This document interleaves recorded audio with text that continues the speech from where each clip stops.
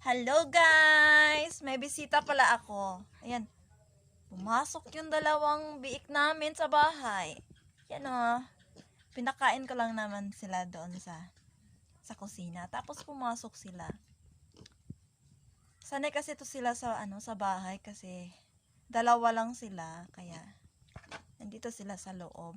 Ang dumi-dumi nga nila kasi naliligo sila sa putik kapag pagkatapos nilang kumain. Pupunta yan sila doon sa labas, maliligo. Ayan, kaya maputik yung buong katawan nila. O, sige na. Labas na kayo? Hindi pa. Ito, pahigain natin siya.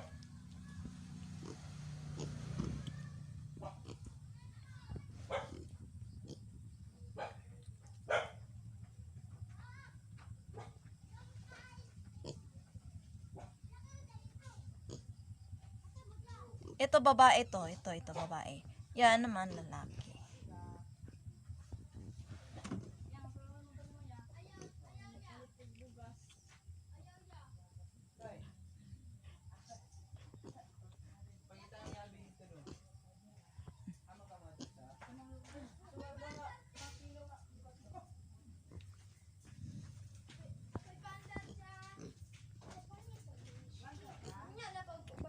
Yan, higa na siya. Yan. Humiga na siya. Oh, cute!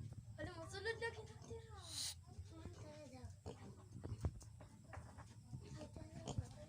Ayan, nagulat siya. May tao kasing pumasok. Ayun, uwi na siya doon sa nanay niya. Nauna na yung isa. Ayun lamang po. Thanks guys!